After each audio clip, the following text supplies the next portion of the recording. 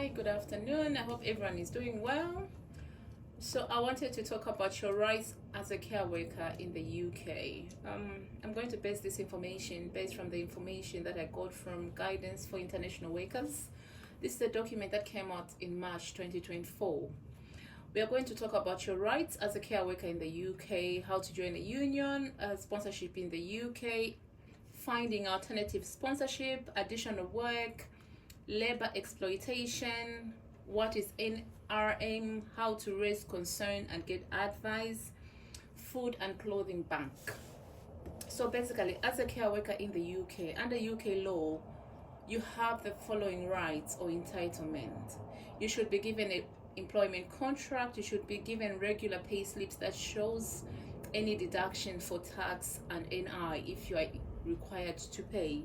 Also, you should be paid a minimum of 10.750 per hour as of April 2024, which changed to 11.44. So the minimum working wage now is £11.44. And then as Home Office has based a minimum working hours per week for every care worker that is on international sponsorship to 37.5 hours. So make sure that your employers gives you a pay slip that shows how much you are being deducted, also gives you 37.5 hours as a minimum of how many you are working.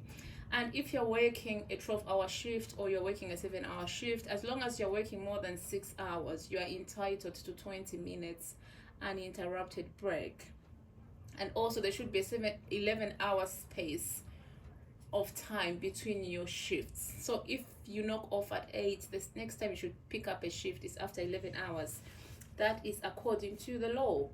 And then on joining a union is an organization with members who are usually workers or employees. That's basically a minimum definition of a union. And then it looks after your interests at work by doing things like providing you with advice regarding concerns that you have at work, going with you if you have any disciplinary action or grievance, or negotiating your pay and working conditions. There are so many unions currently in the UK, so you can register yourself to any of those. And then also sponsorship in the UK visa application fees. This is dependent on which category or number of years that you're applying for. These will vary. If you're applying for 1 to 3 years, the fee will be different. If you're applying for 3 to 5 years, the fees also will be different. And if you are trying to find alternative sponsorship, this document says if your COS is cancelled, to remain in the UK, you must find new sponsorship or a way of being in the UK legally. And then the different types of sponsorship, work visas, the different type of alternative sponsors that you can find. And also you need to know if what you're applying for is on the shortage occupation list. And then on additional work, as long as you're on a work visa, you are permitted to take on additional work. I've had a number of friends that are complaining that their employers, the primary employers, the people that give them the COS, are not allowing them to have additional work.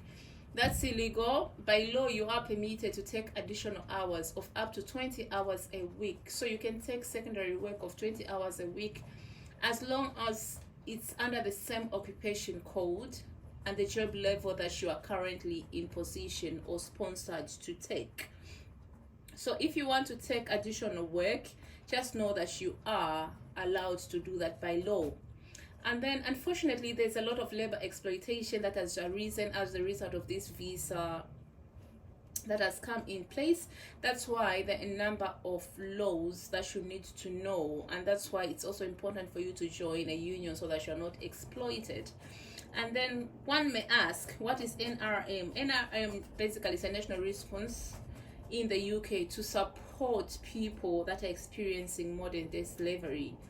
So if you are experiencing modern day slavery, that there are secret numbers that you can call to raise your concern.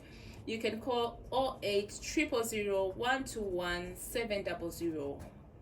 If you are being exploited or you think you are experiencing modern day slavery, you can call the helpline, that is 08 000 121 700, to file a report online at modernslaveryhelping.org.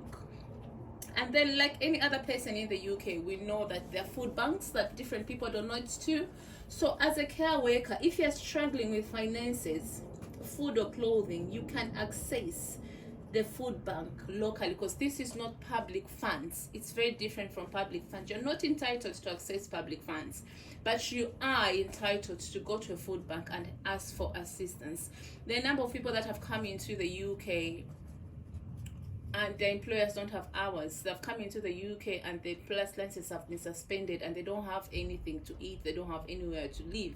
So you can go to a food bank, check local food banks in your area and go and find help. Don't starve alone.